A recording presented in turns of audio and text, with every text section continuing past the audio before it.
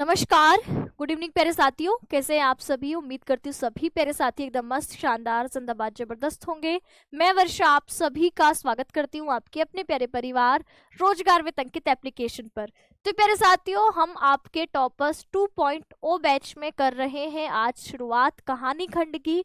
और कहानी खंड में आज हम पहली कहानी जिसका नाम है लाटी, इसको पढ़ने जा रहे हैं। तो सभी प्यारे साथी एक बार फटाफट से कमेंट सेक्शन में बताइए कि कौन कौन क्लास में आ चुका है। क्लास में इस वक्त है सूर्या, प्रकाश, अनूप, पवन, प्रांशी, सर्वेश, अंजलि, शिवा, मोनिका, मोहित, विकास, सुमित, देवेंद्र, प्रियांशु, आशीष, समीर, अविरल, आकाश, सचिन, आयुष, विनीत, पवन, सभी को वेरी वेरी गुड इवनिंग। सभी का बहुत बहुत स्वागत है आज की क्लास में। टॉपर्स 2.0 बैच में हमने पद्य खंड का पहला चैप्टर पवन दूती का खत्म किया, गद्य खंड का पहला चैप्टर राष्ट्र का स्वरूप कंप्लीट किया, फिर हमने तीसरा आपके संस्कृत खंड का जो पहला चैप्टर था उसको कंप्लीट किया, और अब हम कहानी खंड की पहली कहानी पढ़ रहे हैं। ये कहानी खत्म होगी उसके बाद हम व्याकरण का पहला टॉपिक पढ़ेंगे रस, और उसके बाद हम एमसीक्यू करेंगे। तो इसी सर्कल में आप लोगों की ये क्लासेस चलती रहेंगी, ठीक है। तो आज हम कौन सी कहानी पढ़ रहे हैं? आज की कहानी का नाम है लाटी। ये जो लाटी कहानी है, इसके मुख्य पात्रों की अगर बात करें तो सबसे पहले तो इस कहानी की लेखिका कौन है? तो आप कहेंगे इस कहानी की जो लेखिका है उनका नाम है शिवानी, ठीक है। क्या नाम है? शिवानी। तो ये जो लाटी कहानी है इसकी लेखिका कौन है? शिवानी। इसका जो मेन किरदार है वो कौन है? तो आप कहेंगे कप्तान जोशी, कप्तान जोशी, और इनकी पत्नी जिसका नाम क्या है? बानो, है ना। कप्तान जोशी और बानो इस कहानी के क्या हैं? मुख्य किरदार हैं, ठीक। तो यहाँ पर हम आपके शुरू कर लेते हैं इस कहानी को, और इसमें आपके कप्तान जोशी और आप लोगों की जो यहाँ पर बानो है उनकी कहानी है।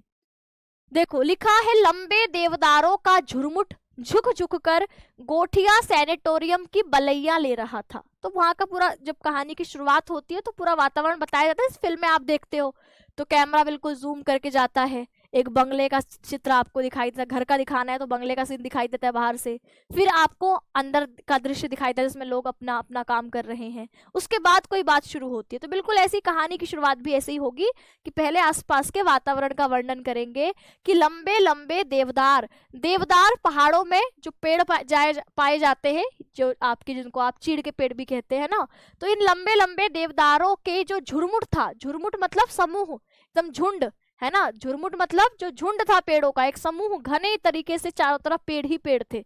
ये झुक झुक कर मानो गोठिया सैनिटोरियम, ये अस्पताल का नाम है। ये कैसा, ये क्या है? अस्पताल है।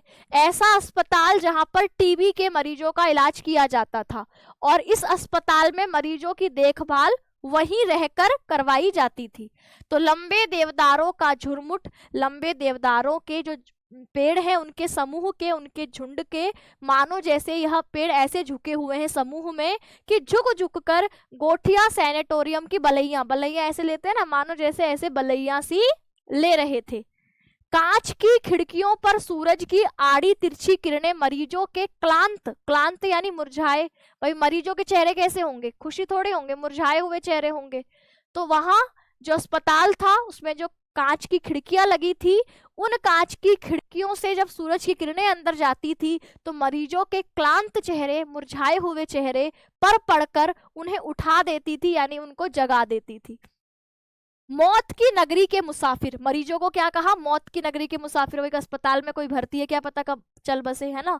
तो इसीलिए कहा कि मौत की नगरी के मुसाफिरों के रोग से, बीमारी से जीर्ण, जीर्ण यानी बिल्कुल एकदम मुरझाए हुए कह सकते हैं, पीले चेहरे, उनके मुरझाए पीले चेहरे सुबह की मीठी धूप से क्षण भर में खिल उठते, क्षण भर को खिल उठते, यानी उनके चेहरे पर थोड़ी देर के लिए ही सही पर चमक आ जाती।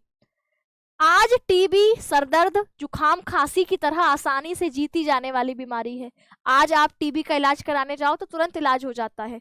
तो आज टीबी नामक बीमारी कैसी है? तो कहा ऐसी है जैसे सर्दी जुखाम होता है, किसी को टीबी हो गया दवाई लेगा ठीक हो जाएगा। आज भयानक बीमारी नहीं है। आज किसी को कैंसर हो जाएगा जब हम सुनते हैं तब हमें भयानक लगता है, क्योंकि इसका इलाज अभी बहुत आसानी से संभव नहीं है।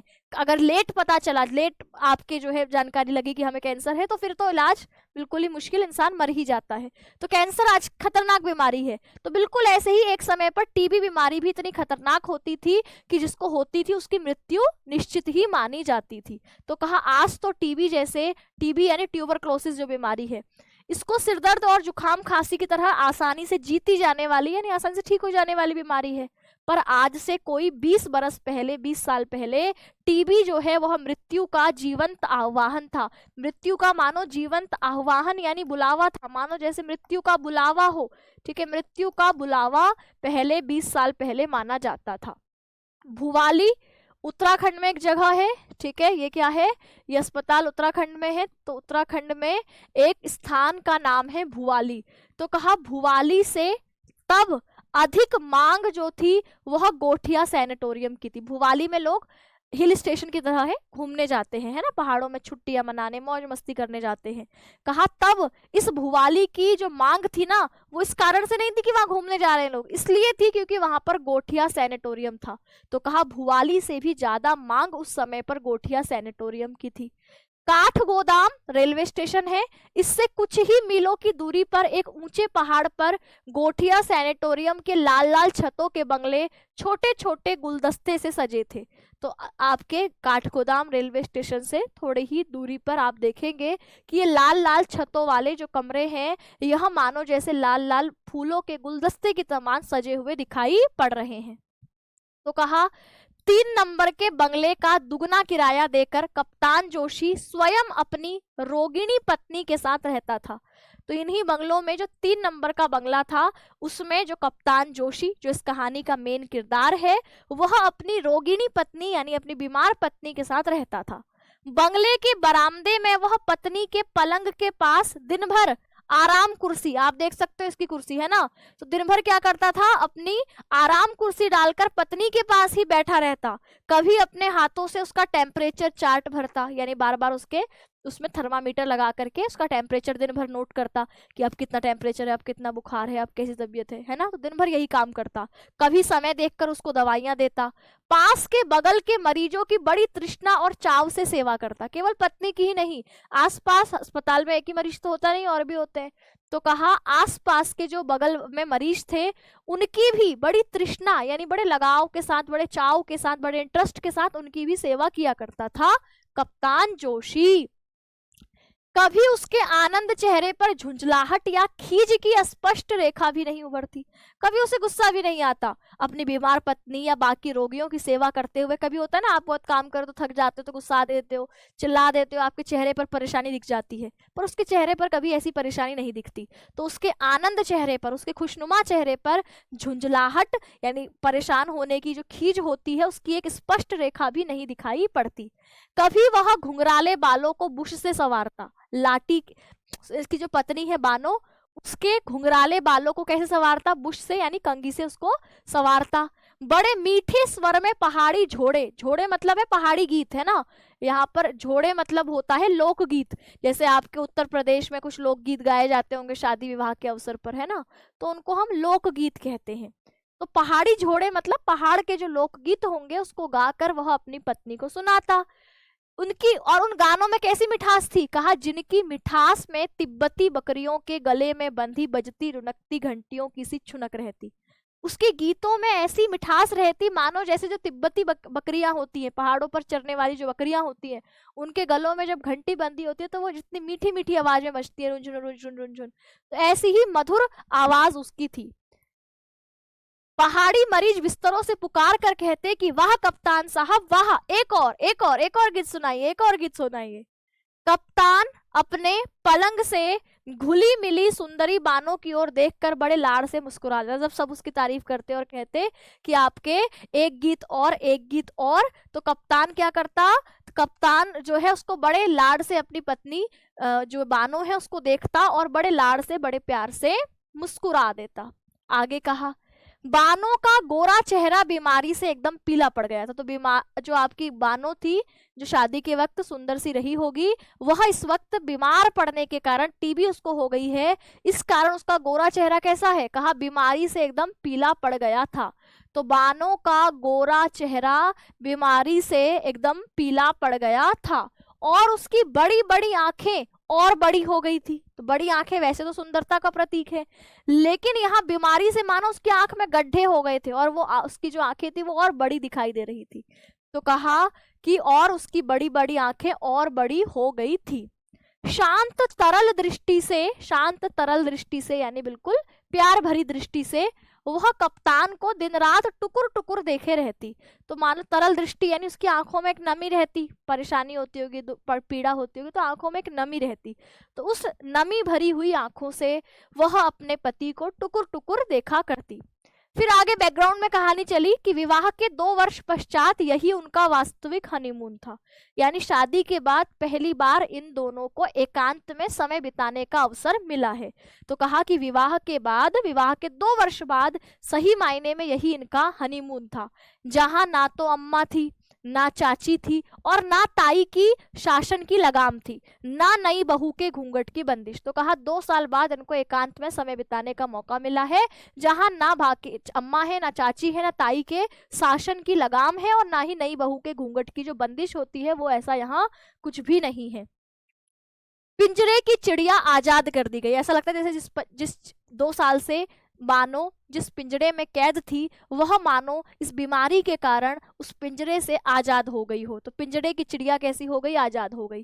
पर इस आजादी का फायदा क्या? कहा किंतु अब उसके कमजोर डैनो यानी होता है पंखों में, उसके कमजोर पंखों में अब उड़ने की ताकत नहीं थी। यानी इस आजादी का फायदा क्या? क्योंकि वो तो बीमार होने के कारण आजाद है। 2 साल तो उसे घर वालों ने खूब घिसा है ना, ढंग से इतना काम करवाया, इतने ताने सुनाए, इतना जो है उसके साथ अत्याचार किया कि बेचारी पीली पड़ के अस्पताल में भर्ती हो गई।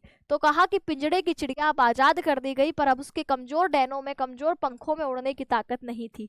कप्तान उसकी दुर्बल तप्त हथेली, तो कप्तान जोशी जब उसकी दुर्बल यानी कमजोर, तप्त यानी गरम, हथेली यानी हाथ को अपनी कसरती मुट्ठी में बड़े प्यार से दबाकर सहलाने लगता। तो कप्तान, जो कि आप कप्तान मतलब सेना का है, सेना का जवान है, तो उसके हाथ भी कैसे होंगे? बिल्कुल कठोर कसरती टाइप के हाथ होंगे। तो कहा जब वह उसकी दुर्बल, कमजोर, तप्त हथेली, गरम हथेली को अपनी कसरती मुट्ठी में प्यार से दबाकर सहलाता तो उसकी सीख सी कलाई, और उसके हाथ कैसे देखो पतले दुबले से, सीख सी उसकी जो कलाई है उसमें से सोने की जो चूड़ी उसने पहनी होती वह सर सर कर कोहनी तक चली जाती। जब उसके हाथ कमजोर होंगे तो उसी की तो चूड़ी सरक कर यहाँ जाएगी। तो कहा उसकी चूड़ी सरक कर पीछे चली जाती कोहनी पर। उन दिनों गोठिया का डॉक्टर एक अधेड़ स्विस था। स्विस एक देश का नाम है ना। तो जैसे आप कहो कि एक डॉक्टर अमेरिका का था, है ना, जापान का था, तो ऐसे ही स्विस देश का नाम है। तो कहा उन दिनों गोठिया सैनिटोरियम में जो डॉक्टर था उसका नाम क्या है? तो कहा वह एक अधेड़ मतलब 40-50 साल उम्र उसकी रही होगी, ऐसा स्विस का व्यक्ति था। एक दिन उसने कप्तान को अकेले में बुलाकर कहा, कप्तान तुम अभी जवान हो और यह बीमारी जवानी की भूखी है। मैं देख रहा हूं तुम जरा भी परहेज नहीं करते। मरीज की भूख को दवा से जीतना होगा, मोहब्बत से नहीं। तो उसने जाकर के कप्तान जोशी को क्या बुलाया? कहा कि देखो तुम जवान हो और टीबी बीमारी फैलती है, एक व्यक्ति दूसरे व्यक्ति को होती है। कहा तो यह जवानी की भूखी है, जवान लोगों को जल्दी होती है, तो तुम थोड़ा परहेज रखो, थोड़ा अपनी पत्नी बानों से डिस्टेंस बनाकर रखो, दूरी बनाकर रखो। कहा मरीज की जो बीमारी है उसको दवा से जीतना होगा, यानी दवा का उसका ध्यान रखो, पर उसके से इतनी नजदीकियां मत रखो कि वो बीमारी तुम्हें भी हो जाए। कहा दवा से जीतना होगा, मोहब्बत से नहीं। ऐसा डॉक्टर ने कप्तान जोशी को कहा। क्षण भर यानी पल भर को सब समझकर कप्तान लाल पड़ गया। कुछ पल को कप्तान ने डॉक्टर की बात सुनी और उसका चेहरा पूरा लाल हो गया। उसके बूढ़े पिता के कई पत्र आ चुके थे, उसके पिताजी घर से चिट्ठियां पे चिट्ठियां लिखे जा रहे थे। माँ ने रो रो कर चिट्ठियां डाल दी थी कि मेरे कोई 10-20 पूत यानी 10-20 कोई बेटे थोड़े हैं कि जो तू चला गया है। तो यहाँ पर पिताजी के कई चिट्ठियां आ गई थी। माँ रो रो कर यह लिखती थी कि मेरे कोई 10-20 पूत, 10-20 लड़के थोड़े ही हैं बेटा, यह बीमारी सत्यानाशी है, तुझे भी हो जाएगी, है ना, फिर मैं क्या करूंगी अगर तुझे हो गई, मेरा तो एक ही लड़का है। इस तरीके से उसकी माँ लिखती होगी। पर कप्तान पहले की तरह अलमस्त डोलता, पर कप्तान को ना तो अपने माता पिता की बातों से ना डॉक्टर की बातों से कोई फर्क पड़ता। वह बेफिक्र होकर डोलता, यानी उसका ध्यान अपनी पत्नी का रखता। कभी बानों के चिकने केशों को चूमता, कभी उसकी रेशमी पलकों को, कभी पास के प्राइवेट वार्ड की गुमान सिंह मालदार की गोल मटोल पत्नी से मजाक करता। तो वो जैसा मदमस्त रहा करता था वैसा ही रहता। और कहा कि प्राइवेट वार्ड यानी पास में ही एक वार्ड में गुमान सिंह मालदार की एक गोल मटोल पत्नी, गोल मटोल का मतलब है हट्टी कट्टी, है ना, बिल्कुल आप भी देखोगे तो ये जो गोल मटोल पत्नी है इसकी आपके क्या करता, इससे हंसी मजाक किया करता। फिर क्या हुआ, कहा सैनिटोरियम की मनहूस जिंदगी के काले आकाश में रौबदान ठकुरानी ही एकमात्र द्युतिमान तारिका थी। तो अस्पताल का माहौल कैसा होता है, मनहूसियत से भरा हुआ, चारों तरफ एकदम निराशा, लोग दुख में बैठे हैं, उदास बैठे हैं, चिंता में बैठे हैं। तो यह उस मनहूस जिंदगी के काले आकाश में मानो एक चमकता हुआ तारा है, मतलब सबको खुशी से भर देने वाली है। तो सैनिटोरियम की मनहूस जिंदगी के काले आकाश में रौबदार ठकुरानी, रौबदार मतलब थोड़ा गुस्सा और किसी को कुछ भी बोल देने वाली ये है। द्युतिमान यानी चमकती हुई, तारिका यानी तारे के समान, द्युतिमान का मतलब है चमकती हुए तारे के समान उस काले मनहूस आकाश में यह है। कहा उसके हाथ पैर कैसे हैं, तो कहा भरे भरे हाथ पैर, चिकने चेहरे पर सदा मुस्कान बिखेरती वह पूरे सैनिटोरियम की भाभी थी। तो पूरे सैनिटोरियम में, पूरे अस्पताल में उसको क्या कहकर पुकारा जाता था, भाभी। उसके स्वास्थ्य के दुर्गम दुर्ग में भी जाने बीमारी का घुन किस आरक्षित क्षेत्र से प्रवेश पा गया था। मतलब हट्टे कट्टे लोगों को देखकर हमें लगता है कि भैया इसको तो बीमारी नहीं होगी, ये तो बिल्कुल ठीक होगा, है ना, इतना हट्टा कट्टा है, इसे कहाँ कौन सी बीमारी लग रही है। तो ऐसे में कहा उसके स्वास्थ्य के दुर्गम दुर्ग में, दुर्गम दुर्ग क्या होता है, दुर्गम मतलब जिसको कठिनता से आप जिस पर पहुंचा जा सके, कठिनता से जहां पहुंचो वह है दुर्गम, है ना, कठिनता से जहां पहुंचोगे उसको क्या कहेंगे, दुर्गम। दुर्ग यानी किला। तो उसका शरीर ऐसा ही है जिसको बीमारी आसानी से जीत नहीं सकती, क्योंकि हट्टी कट्टी है ना, बिल्कुल ऐसा लगता है जैसे कि खाई पिए है, तो ऐसे में बीमारी तो नहीं होनी चाहिए। तो कहा पता नहीं कि उसके स्वास्थ्य के उस दुर्गम दुर्ग, उस कठिनता से जीते जाते वाले शरीर में न जाने किस जो घुन है, बीमारी का घुन है, बीमारी का कीड़ा है, किस अरक्षित छिद्र से, ऐसा कौन सा छेद खुला रह गया था जिससे घुस आया वो बीमारी का कीड़ा। कहा टीबी लगने की पीड़ा से कराहती, भाई टीबी हो गई थी तो दर्द होता उसको, तो कराहती, कराहे भरती, चिल्लाती। वह अपनी कदर्य गालियों का अक्षय भंडार खोल देती, कदर्य यानी कभी ना खत्म होने वाली, गालियों का अक्षय भंडार खोल देती यानी दे झमाझम एक बिल्कुल एक सांस में गालियां देती। किसको देती अभी आप देखेंगे, है ना, बहुत मजेदार गालियां ये देती है। देखो अभी लक्षपति, लक्षपति का मतलब है लखपति, लक्षपति का मतलब है लखपति, तो ये अमीर घर की बहू है। तो लखपति ससुर को, श्वसुर यानी ससुर, है ना, जो सास ससुर होते हैं ना, तो उसमें जो ससुर है इसका लखपति है। कभी उसको लक्ष्य बनाती यानी उसको लक्ष्य करके उसको कहकर गाली देती, कहती हे हमारे बुढ़जू, बुढ़जू पहाड़ी शब्द है जिसका अर्थ है बुढ़ा, है ना, बुढ़जू का अर्थ क्या है, बुढ़ा। जैसे आपके कहते हैं आमतौर पर ये बुढ़ा खूसड़ है ना, तो ऐसे यहाँ पर बुढ़जू कहा जाता है बुढ़े को।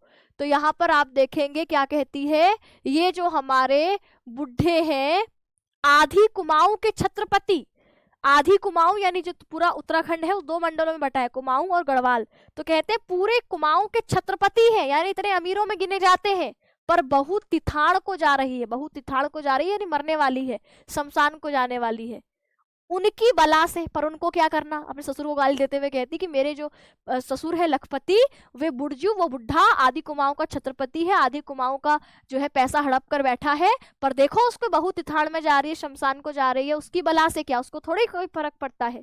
फिर कहती है दुम उठाकर जिसे देखा वही बदजात नर से मादा निकला, मतलब उम्मीद भरी नजरों से जिसको भी देखा उसी ने लास्ट में धोखा दे दिया, ये उसके कहने का मतलब है कि दुम उठाकर जिसे देखा वही बदजात नर से क्या निकला, मादा निकला। गाली दे रही है, कहती है। तो कप्तान जोशी तो हंसी मजाक करने वाला स्वभाव का था ही, वह क्या कहता है, वो कहता है अशाबाश, क्या पंच के स्टैंडर्ड का सेंस ऑफ ह्यूमर है भाभी, है ना, क्या कहता है कि क्या कमाल का पंच मारा है, क्या कमाल का जोक सुनाया है आपने, तबीयत बाग बाग कर दी, मतलब दिल बिल्कुल खुश कर दिया, ऐसा कप्तान हंसी मजाक करते वक्त कहता है। फिर आगे अपने पति को गाली देती है, कहती है एक मेरा खसम है साला, है ना पी के धुत होगा किसी गोरी मेम को लेकर। तो कहती है एक मेरा पति है दुष्ट, उसको तो देखना चाहिए, उसको तो मेरा ख्याल करना चाहिए। कहती है पी करके यानी दारू वारू पीकर धुत तो होगा, कहीं पर टल्ली होगा, गोरी मेम को लेकर, किसी गोरी मेम को लेकर, किसी लड़की वड़की को लेकर पी खाकर धुत होगा, टल्ली होगा, ऐसा वह अपने पति के बारे में कहती है। कहती है 2 महीने से हरामी झांकने भी नहीं आया, 2 महीने हो गए, एक बार हाल समाचार ले लूं इसलिए भी नहीं आया।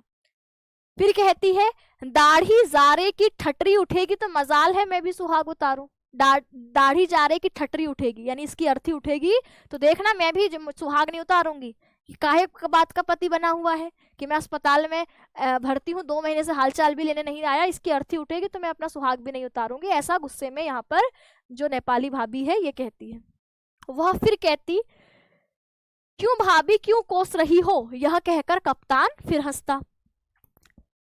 प्रौढ़ा नेपाली, प्रौढ़ा मतलब जो थोड़ी सी ठीक ठाक उम्रदराज महिला है, ऐसी नेपाली भाभी की सदा बाहर हंसी से खिलखिलाती आंखें छलक उठती। तो जो हमेशा हंसते रहने वाली नेपाली भाभी है ना, उसकी आंखों में जब वो कहती, कप्तान जोशी कहता कि क्यों ऐसा बोल रही हो या जैसे भी बोलता, तो इसकी हंसती हुई आंखों में थोड़ी सी नमी आ जाती, थोड़े आंसू आ जाते। और फिर कहती शाबाश है कप्तान बेटा, उसको कहती कि शाबाश कप्तान बेटा, तुझे देखकर मेरी छातियों में दूध उतर आता है, यानी कि मुझे तुझसे एक तरीके से अच्छा लगता है कि तू अपनी पत्नी की इतनी सेवा कर रहा है। तो कहती तुझे देखकर मेरी छातियों में दूध उतर आता है, कैसी सेवा कर रहा है तू, और एक हमारे हैं कुतिया के जने, है ना, तो ये गाली भी भाई जम के देती है। तो कहती है कि तू कैसी सेवा कर रहा है, तुझे देखकर मुझे बड़ा अच्छा लगता है, और एक हमारे हैं, है ना, कुतिया के जने, मिले तो मूछे उखाड़ कर हरामी के मुंह में ठूस दूं। तो इतनी एकदम जो है फर्राटेदार गालियां दे रही है। तो कहती है कि अगर मेरे को मिलेगा तो उसकी मूछे निकाल कर उस हरामी के मुंह में ठूस दूंगी।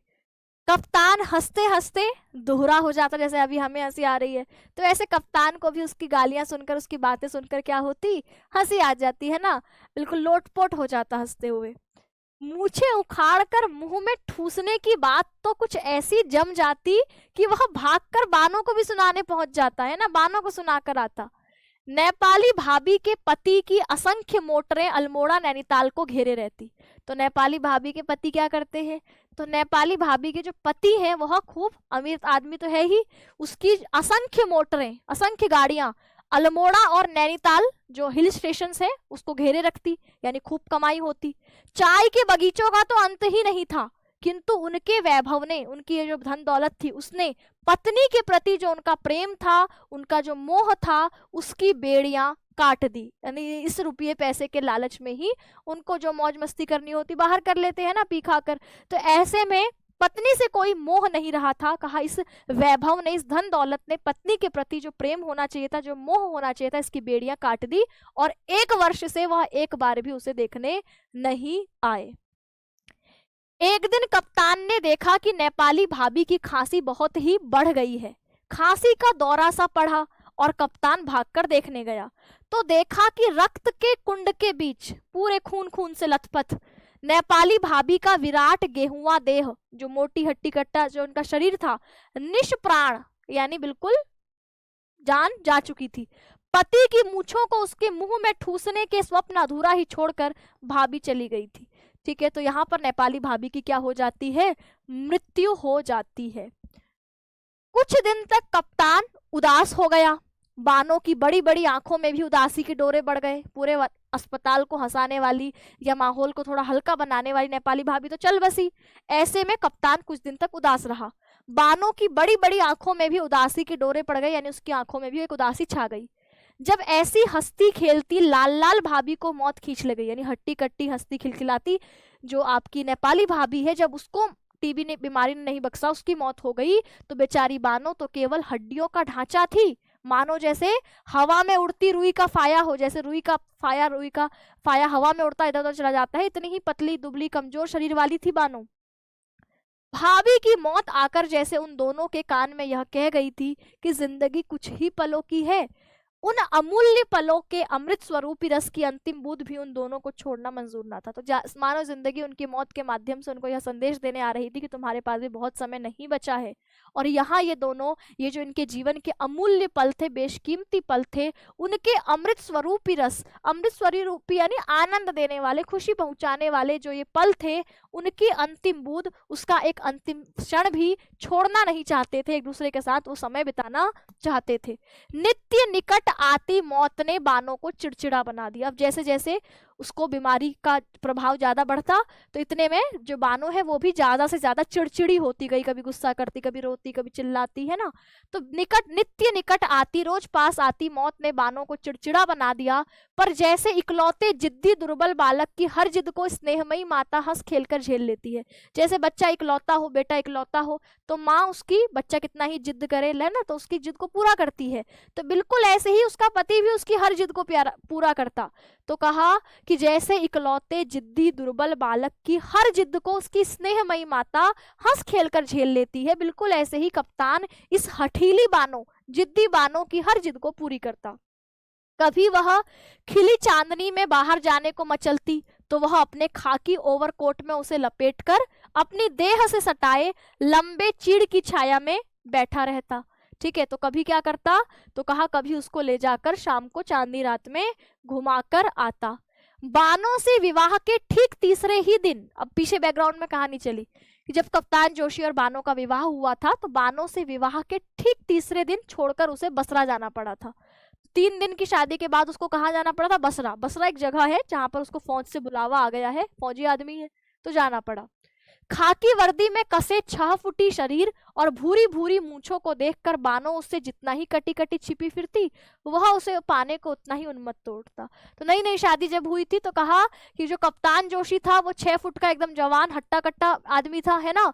तो उसकी इतने लंबे चौड़े शरीर को देखकर, उसकी भूरी भूरी आंखों मूंछों को देखकर बानो उससे डर डरे, मतलब अलग अलग हुई फिरती, है ना, कटी कटी छिपी फिरती। वह उसे पाने को, और कप्तान जोशी उसे पाने को उतना ही उन्मत्त, उतना ही बेचैन हो उठता। जैसे ही वह देखती, उसे देखते ही बानो जो है अपनी मेहंदी लगी नाजुक हथेलियों से, लाज से, शर्म से गुलाबी चेहरा अपना ढक लेती। दूसरे दिन, शादी का पहला दिन हुआ, दूसरे दिन कहा, दूसरे दिन बड़ी कठिनता से कप्तान उसके मुंह से धीमी फुसफुसाहट में उसका नाम कहलवा पाया था। तो दूसरे दिन की बातचीत में कहा, दूसरा दिन शादी का था, तो वो तो कटी फिटी थी, यानी छिपती रहती थी, है ना, सामने नहीं आती थी। तो बड़ी मुश्किल से एक दिन हाथ आई, तो कप्तान ने उससे क्या कहा, धीमी फुसफुसाहट वाली आवाज में कहा कि तुम मेरा नाम पुकारो। ठीक है, बहुत धीमे स्वर में ही उसको यह प्रणय निवेदन, प्रणय मतलब होता है प्रेम, निवेदन यानी प्रस्ताव, ये जो प्रेम का प्रस्ताव है, प्यार भरी बातें हैं, बड़े धीमे स्वर में उसको करनी पड़ी, है ना। बड़े धीमे स्वर में अपनी प्रेम की कहानी की भूमिका उसको बांधनी पड़ी। क्यों? क्योंकि पास के कमरे में ताऊजी लेटते थे, है ना, तो पहले के समय पे तो ऐसे ही होता था। तो यहाँ पर बड़ी धीमी धीमी आवाज में वह बानो से बात करने की कोशिश करता है। क्या पूछता है? पूछता है क्या नाम है तुम्हारा? उसकी तीखी ठुड्डी उठाकर कप्तान ने उससे पूछा। तो बानो ने जवाब दिया, क्या बानो? उसके पहले होंठ हिलकर रह गए थे, मानो जैसे हल्के होंठ हिलते हुए उसने अपना नाम पुकारा हो, बानो। तो अब कप्तान उसको छेड़ते हुए क्या कहता है? कप्तान उसको छेड़ते हुए कहता है कि राम राम, मुसलमानी नाम। कप्तान ने उससे हंसकर छेड़ दिया, चढ़ा दिया उसको, है ना, हाँ तुम्हारा नाम तो मुसलमानी नाम है। तो अब बानो बच्ची है, उसको समझ नहीं आया कि मजाक कर रही है, वो रोने लगी, है ना। ये सब यही कहते हैं, मैं क्या करूं। बानो की आंखें छलक उठी, वरना उसकी आंखों में आंसू आ गए, है ना। उसको पता नहीं चला मजाक कर, उसको लगा मेरे को चिढ़ा रहा है, तो उसकी आंखों में थोड़े आंसू आ गए। तो अब कप्तान जोशी ने क्या कहा? उसने बोला, अरे मैं तो तुम्हें छेड़ रहा था, कितना प्यारा नाम है तुम्हारा, नाम तो बहुत अच्छा है। पहाड़ी नाम भी कोई नाम होते हैं, पहाड़ की और लड़कियों के नाम गिनवाता है, कहता वो भी कोई नाम हुए भला। कहा कि भला सरुली, परुली, रमा, खष्टी, ऐसे तो लड़कियों के नाम होते हैं, है ना। जैसे मैं बताऊं हमारे घर में इसमें कौन कौन से नाम है। मेरी बुआ का एक नाम है सरस्वती, तो घर में उनको सरूली कहते हैं। मेरी मौसी का नाम है प्रेमा, तो घर में उनको परुली कहते हैं। तो पहाड़ में ऐसे ही होता है, इसका जो नाम होता है उसका नाम बिगाड़ के ऐसे रख दिया जाता है ना। खष्टी भी एक बुआ का नाम है। तो यहाँ पर ऐसे नाम होते हैं। तो वो इन्हीं नामों को गिनवाते हुए कप्तान जोशी कहता है, अरे मैं तो तुम्हें छेड़ रहा था, भला पहाड़ी नाम भी कोई नाम होते हैं, सरूली, परुली, रमा, खष्टी, ये कोई नाम है? वह बोला। फिर आगे पूछता है, कितनी साल की हो तुम बानो? बानो ने क्या जवाब दिया? बानो ने कहा, इस आषाढ़ में मुझे 16वां लगेगा, यानी बानो कितने साल की है? 16 साल की है। बानो ऐसे उत्साह से बोली जैसे उसने आधी जिंदगी पार कर ली हो। तो बानो ऐसे एक्साइटेड होकर बोली अपनी उम्र 16 साल की हो जाऊंगी, जैसे बहुत बड़ी हो गई हो, जैसे बच्चे होते हैं ना, 7 साल का हूँ, ऐसा बोलेंगे 7 साल जैसे 50 साल का हो गया हो। तो ऐसे ही उत्साह के साथ ये भी बोली कि इस आषाढ़ में मैं 16 साल की हो जाऊंगी। कप्तान का दिल भर आया, अपनी खिलौने सी बहू को उसने खींचकर हृदय से लगा लिया। पहले वह अपने ताऊ और पिता से सख्त नाराज हो गया था, तो इस वक्त तो उसको अच्छी लग रही है, लेकिन जब नई नई शादी की बात चली थी और इसके पिता और इसके ताऊ ने कहा होगा कि तेरी इस लड़की से शादी करा रहे हैं, 16 साल की है, ऐसे ऐसे है, तब इसको गुस्सा आ गया कि भाई 16 साल की लड़की बच्ची सी तो होगी, उससे मैं क्या शादी करूंगा। तो कहा कि पहले वह अपने ताऊ और पिता से सख्त नाराज हो गया था। कहा वह उसके दार बा का कप्तान, मतलब कहाँ लंबा चौड़ा हट्टा कट्टा कप्तान, और कहाँ हाई स्कूल पास छोकरी, 16 साल में तो हाई स्कूल पल्ले बांध कर रख दिया। ऐसा कह करके वो अपने ताऊ और पापा पर नाराज होता था। पर बालिका बानो की सरल आंखों पर, इस जब शादी हो गई, बानो की भोली भाली आंखों का जादू उस पर ऐसा चला कि उसको उससे फिर वो पसंद आ गई। और लेकिन पसंद आने का फायदा क्या, तीसरे दिन तो उसको छोड़कर जाना पड़ा, बसरा जाना पड़ा, अब उसका जाए ना बने उससे। तो कहा कप्तान बानों से विदा लेने गया तो कोने में बैठी छालियां कतर रही थी, सब्जियां वब्जियां मटर वटर काट रही होगी, है ना, उसकी पलकें भीगी थी क्योंकि एक लगाव हो जाता है। तो वहां पर इसकी आंखों में भी थोड़ी सी नमी थी कि पति मेरा जा रहा है। और पति की आहट पाकर उसने घुटनों में सिर डाल दिया, नहीं घुटनों में से सर रख दिया। झट से झुककर कप्तान ने उसका माथा चूम लिया और फिर उसका भी गला भर आया। 3 दिन की ताजी सुंदरी नववधु को इस तरह छोड़कर जाना कप्तान को दुश्मन की गोलाबारी से भी ज्यादा भयंकर लगा। कहा कि यहाँ पर दुश्मनों की गोलाबारी से ज्यादा भयंकर क्या लग रहा था, नई नवेली दुल्हन को छोड़कर अब जाना। उसके बाद 2 वर्षों तक कप्तान युद्ध की विभीषिका में, यानी भयंकर युद्ध की जो आपका माहौल चल रहा था, इसमें भटक गया। बर्मा और बसरा के जंगलों में भटक भटक कर उसके साथी बहसी बन गए। तो कहा 2 साल तक वह उस युद्ध से वापस नहीं आ पाया। तो कहा कि उसके 2 वर्षों बाद ही कप्तान युद्ध की विभीषिका में, युद्ध के इस भयंकर प्रकोप में भटक गया। बर्मा और बसरा के जो जंगल थे, है ना, तो उसके जंगलों में उसके जो साथी थे, बाकी जो फौजी साथी थे, वे भटक कर बहसी बहसी मतलब एकदम राक्षस की तरह हो गए थे, है ना, कि जो मिला लपेट लो, ऐसे वाले हो गए थे। तो अब फौजी लोग आपस में, है ना, कोई है तो नहीं वहां मन बहलाने वाला, तो आपस में ही अश्लील गंदे अश्लील मजाक करते थे। फौजी अफसरों में कप्तान ही सबसे छोटी कम उम्र का था, सारे तो थोड़े से और ज्यादा उम्र दराज होंगे, तो थोड़े से अश्लील गंदे मजाक भी किया करते थे। पर जो कप्तान था वो इनमें सबसे कम उम्र का था। और बर्मा की युद्ध से स्तब्ध सड़कों पर चपल बर्मी रमणियों के कुटिल कटाक्षों का अभाव नहीं था। यानी जहां जिस स्थान में वो फंसे हुए थे वहां ऐसा नहीं था कि दूर दूर तक कोई लड़की ना हो, है ना। तो कहा बर्मा की युद्ध से, बर्मा जहां जिस स्थान में युद्ध कर रहे थे उस युद्ध से स्तब्ध, स्तब्ध यानी बिल्कुल शांत सड़कों पर चपल, चपल यानी चंचल, बर्मी यानी बर्मा की लड़कियों, रमणियां यानी सुंदरियों का कुटिल कटाक्ष, टेढ़ी तिरछी आंखों का अभाव नहीं था। पर फिर भी कप्तान अपनी जवानी को दांतों के बीच जीभ सी बचाता सीत गया। पर जैसे जीभ दांतों के बीच खुद को बचाती है, ऐसे जवानी के इस समय को यह बिना अपना चरित्र भ्रष्ट किए बचा गया। 2 साल बाद घर पहुंचा तो दुनिया बदल चुकी थी, है ना। कहा 2 साल बाद जब घर वापस लौटा तो दुनिया बदल चुकी थी। उन 2 वर्षों में बानों ने 7 ननदों के ताने सुने, भतीजों के कपड़े धोए, ससुर के होज बिने, होज आपके मोजे होते हैं ना, मोजे बिने, पहाड़ की नुकीली छतों पर 5-5 सेर उड़द पीसकर बढ़िया तोड़ी। तो जो भी घर के काम हो सकते हैं, बर्तन धोना, सफाई करना, है ना, आपकी 7 नंदे थी तो खूब ताने मारती थी, भतीजों के कपड़े धोती थी, ससुर के मोजे बिनने से लेकर घर के जितने काम होते हैं, आपकी बढ़िया बनाना, है ना, पीस पीस कर दाल पीस करके बनाते ना वो छोटे छोटे, उसको बढ़िया कहते हैं। तो ये सब काम कितने करती थी। कहा कभी अब पति 2 साल तक घर नहीं आया है तो आपस में अब किससे पूछे कि पति कब आएगा, क्या होगा, है ना। नई नवील दुल्हन तो वैसे ही पहले गांव में कितना पर्दे में रहती थी। तो कहा कभी लोगों को बात करते सुनती कि उसके पति को जापानियों ने कैद कर लिया है, अब वह कभी नहीं लौटेगा। सास और चचिया सास के व्यंग्य बाण यानी ताने वाले जो बाण होते हैं उसे छेद देते, उसे उसका दिल दुखा देते। वह घुलती गई यानी कमजोर होती गई। और एक दिन क्षय का तक्षक यानी ये जो टीबी है इसका तक्षक यानी इसका जो आपकी बीमारी का जो कुंडली है मारकर उस पर बैठ गया। उसकी नन्ही सी छाती पर बैठ गया। उसे सैनिटोरियम भेज दिया गया। और जब बीमारी हो गई तो घर में लोगों को रहता है ना कि भैया बीमारी तो फैलेगी, हमें ना हो जाए, तो उसको कहाँ भेज दिया? सैनिटोरियम, जो अस्पताल है वहां भेज दिया। दूसरे ही दिन कप्तान बानो को देखने चल दिया तो घर वालों के चेहरे लटक गए। तो कप्तान जोशी जब आपके घर आया और घर आकर उसने अपनी पत्नी को नहीं पाया, तो सबसे पूछने पर पता चला कि पत्नी को तो सैनिटोरियम भेज दिया है। तो वह सीधे कहाँ चला गया? बानो को देखने चला गया। और जब वो चला गया तो सबने जो है यहाँ पर जो घर वाले थे उनके चेहरे अटक गए। अभी बैकग्राउंड में चल रही है कहानी। अब जब वो गोठिया, यानी वो जो गोठिया सैनिटोरियम अस्पताल है वहां पहुंचा और एक प्राइवेट वार्ड के बरामदे में लेटी बानो को देखकर उसका कलेजा उछलकर मुंह को आ गया, यानी बिल्कुल एकदम चौंक गया।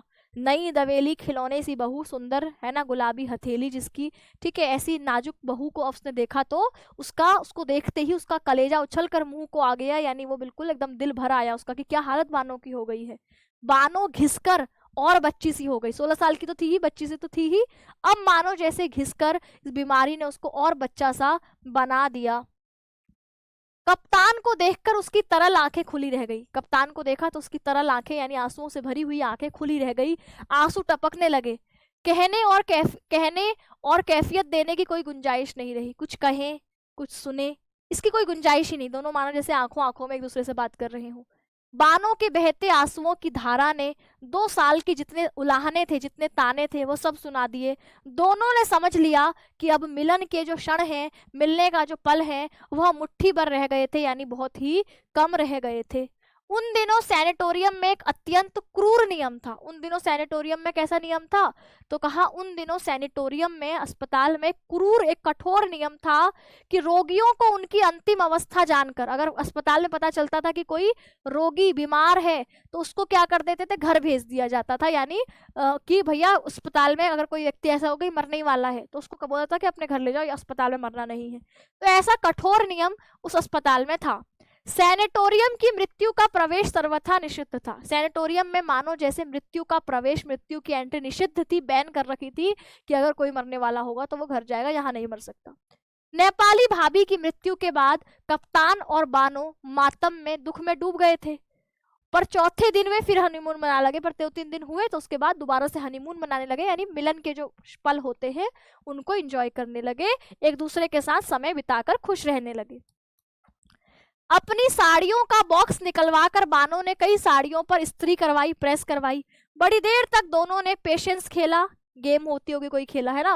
पर शाम होते ही बानो उस दिन फिर मुरझाने लगी, फिर कमजोर पड़ने लगी।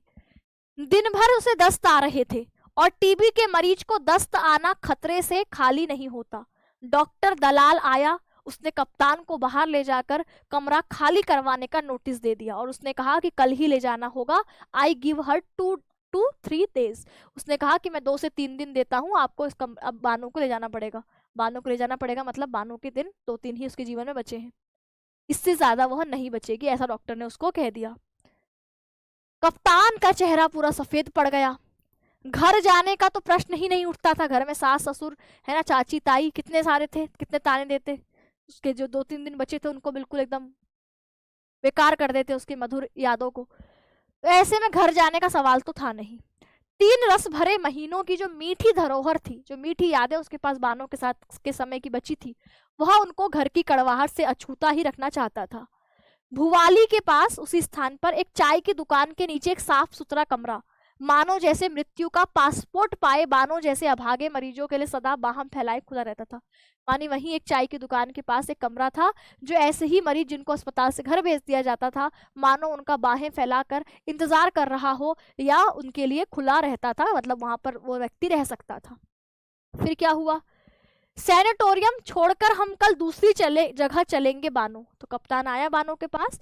उसने सोचा था कि वो बानो को बताएगा नहीं, पर भाई उसने क्या बोला? उसने बोला सैनिटोरियम में ना कोई दिल सा नहीं लग रहा, तो चलो हम कहीं कल दूसरी जगह चलते हैं। पर बानो यहाँ साली तबीयत बोर हो गई, यहाँ थोड़ा सा मन ना लग नहीं रहा, बोर सा हो रहा हूँ, चलो कहीं और चलेंगे, ऐसा उसने बोला। बड़े उत्साह और आनंद से कप्तान ने भूमिका बांधी, माहौल बनाया कि बानो को पता ना चले। पर बानो का चेहरा फक्क पड़ गया, मतलब फीका पड़ गया। समझ गई वो, उसका रंग चेहरे का उड़ गया। वह समझ गई कि आज उसे भी नोटिस दे दिया गया है कि भैया घर जाना होगा।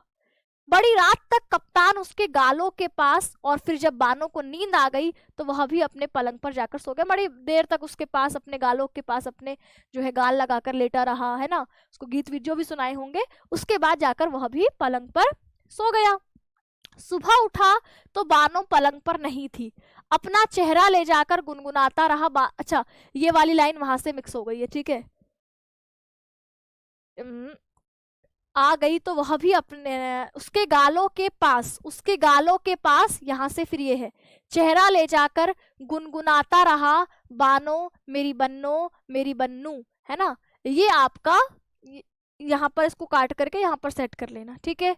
तो वह भी फिर इसके बाद है कि वह पलंग पर जाकर सो गया। सुबह उठा तो पलंग पर बानो नहीं थी।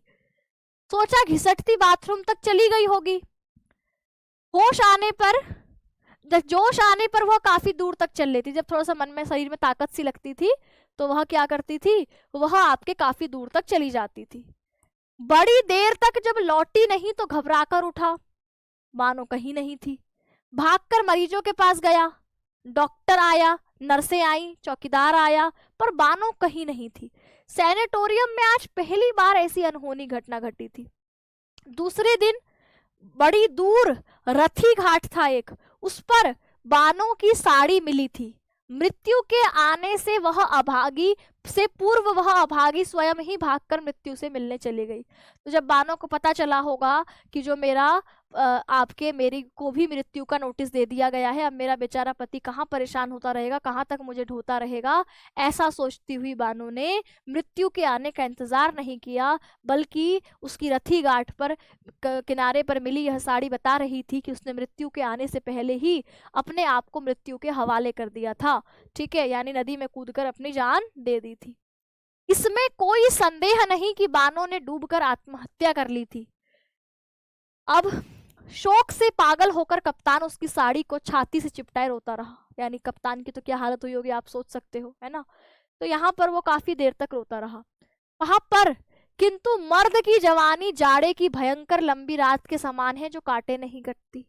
भैया कोई भी मर्द जिसका पत्नी मर जाती है तो उसके लिए जल्दी ही आप देखेंगे शादी भी हो जाएगी।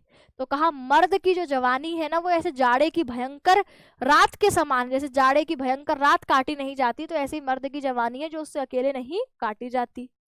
कहा एक ही साल में उसका फिर से विवाह हुआ, फिर से शादी करी। अब के ताऊ और पिता ने खूब ठोक पीट कर बहू छाटी। अब उनको क्या लगा कि बहू 16 साल की कम उम्र की कमजोर पतली दुबली ले आए थे, इसलिए बेचारी बीमारी होकर मर गई, तो इस बार हट्टी कट्टी बहू छाटेंगे। तो कहा इस बार ठोक पीट कर जो ताऊ और पिता है उन्होंने बहू छाटी। तो दूसरी पत्नी क्या है, ऊंची अगली गोरी और एमए पास। तो ऊंची भी थी, हट्टी कट्टी भी थी और एमए पास थी, पढ़ी लिखी भी थी। कप्तान की नई पत्नी के जो पिता थे वो थे मेजर जनरल, यानी अच्छे आपके घर परिवार से भी आती थी, अमीर घर परिवार से आती थी। 40 तमगे लगाकर उन्होंने कन्यादान किया। तो कप्तान बेचारा सहम कर रह गया, यानी अच्छे खासे परिवार से थे, तो यहाँ पर अच्छे खासे तरीके से शादी हुई। प्रभा इकलौती लड़की थी, दूजू की बीवी थी, जो बादशाह की घोड़ी से कम नहीं होती। उसके 100 नखरे उठाता कप्तान, हंसना खिलखिलाना और मौज मस्तियां सब भूल कर रह गया। शादी तो हो ही गई, लेकिन जब पहले बानो के साथ जो उसके चेहरे पर खुशी रहती, रौनक रहती, उसके साथ हंसी मजाक वाला भाव रहता, ये इसके साथ नहीं था, ठीक है। ये सब उसकी मौज मस्तियां उससे जा चुकी थी। अब 4 साल में कप्तान के 2 बेटे और 1 बेटी देकर प्रभा ने धन संचय की ओर ध्यान लगाया। शादी को 4 साल हो गए, ठीक है, और 4 साल में उनके 2 बेटे और 1 बेटी, 3 बच्चे भी हो गए। बच्चे होने के बाद फिर माँ बाप क्या करते हैं, बच्चों को पढ़ा लिखा रहे हैं, उनकी जिम्मेदारी कर रहे हैं। तो कहा प्रभा जो उसकी दूसरी पत्नी थी, उसने धन संचय यानी धन जोड़ना, रुपया पैसे जोड़ने की ओर ध्यान लगाया। अब 16 साल हो चुके हैं, कहानी तुरंत तुरंत आगे बढ़ रही है। 16 सालों में कप्तान के बैंक बैलेंस में रुपयों और नोटों की मोटी तह जमाकर अब 16 साल बाद दोनों ही नैनीताल घूमने गए। दोनों पति पत्नी 16 साल बाद अपने नैनीताल घूमने निकले। कप्तान की अब थोड़ी सी तोंद निकल आई थी, चेहरा अभी भी मस्ताना था, पर मूछों में अब वो ऐंठ नहीं रह गई थी। कनपट्टी के आसपास बाल थोड़े सफेद भी हो चले थे। 2 जवान लड़कों को कमीशन मिल गया था। बेटी मिरांडा हाउस में पढ़ रही थी, यानी बच्चे दोनों सेटल हो गए थे। दोनों पत्नी पत्नी नैनीताल की तरफ घूमने निकल गए। नैनीताल आकर कप्तान के दिल में एक टीस सी उठी कि नैनीताल के पास ही वही अस्पताल था। तो नैनीताल आकर कप्तान के दिल में एक टीस सी उठी, वही पुरानी याद फिर से उसके मन में आई। काठ गोदाम से चलकर गोठिया दिखा और वह गुमसुम हो गया। काठ गोदाम से जब गाड़ी आगे बढ़ी तो उसको वही गोठिया सैनिटोरियम अस्पताल दूर से दिखा और वह गुमसुम सा हो गया, उदास सा हो गया। नैनीताल के ग्रांड होटल में दोनों टिके। ग्रांड नाम के होटल में दोनों ने कमरा लिया, वहीं रुके। तो फिर प्रभा, उसकी दूसरी पत्नी, बोली, चलो डार्लिंग, पहाड़ का इंटीरियर घूमा जाए। चलो पहाड़ में का इंटीरियर घूमा जाए, यानी पहाड़ के सैर करी जाए, भुवाली चले, ऐसा उसकी पत्नी प्रभा ने कहा। चिकन सैंडविच, रोस्ट मुर्ग पैक करवाकर उसे अपनी फिएट गाड़ी भुवाली की ओर छोड़ी, यानी जो होटल से थोड़ा बहुत खाना वाना पैक करवा के पहाड़ की तरफ घूमने निकल पड़े।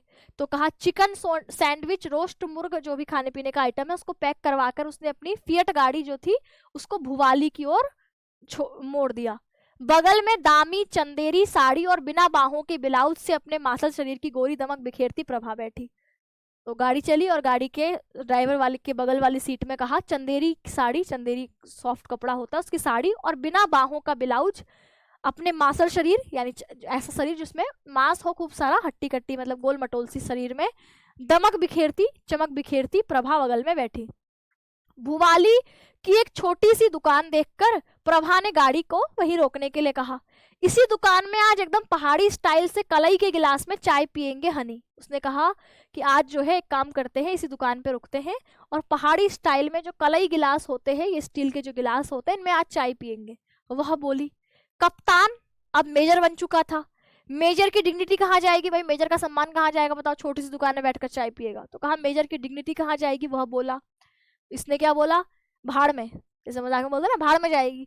ऐसा कहकर प्रभा अपनी पेंसिल हील की जूतियां, पेंसिल हील यानी जिसमें आपके इस तरीके की हील होती है, ऐसी जूतियां चटकाती हुई टकटकाती हुई दुकान में घुस गई। काठ की एक बेंच धुएं और कालिक से काली पड़ गई थी। वो छोटी सी दुकान थी तो वहां चाय केतली वेतली में, आग वाग में जो भी बनती होगी, तो उससे जो धुआं निकलता था, उससे जो बेंच थी वहां की, वह कालिक से काली पड़ गई थी। उसी को झाड़कर दोनों बैठ गए। पहले कुछ देर तो पहाड़ी दुकानदार थोड़ा भौचक्का सा रह गया कि इतने अमीर लोग मेरी छोटी सी दुकान में क्या कर रहे हैं, है ना। तो पहला तो कुछ देर तो पहाड़ी दुकानदार भौचक्का सा रह गया।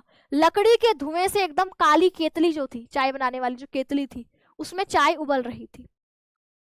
खूब गरम 2 गिलास चाय लाओ प्रधान, मेजर ने पहाड़ी में कहा। दुकानदार का मुंह खुला ही रह गया। ऐसी अंग्रेजी में बोलने वाला अनोखा जोड़ा पहाड़ी कैसे हो गया, वह अंदर ही अंदर सोचने लगा, है ना। तो यहीं तक रखते हैं इस कहानी को। कल हम इसके आगे कहानी को कंटिन्यू करेंगे और कल जब हम ये कहानी आपके कंप्लीट करेंगे तो उसके बाद इसका उद्देश्य एवं सारांश के साथ ही कहानी का हो जाएगा दी एंड, है ना। तो कल ही हम इसका उद्देश्य एवं सारांश भी कर लेंगे। बाकी आज के इस सेशन को मैं यहीं एंड करती हूँ। सभी प्यारे साथियों को नमस्कार, धन्यवाद।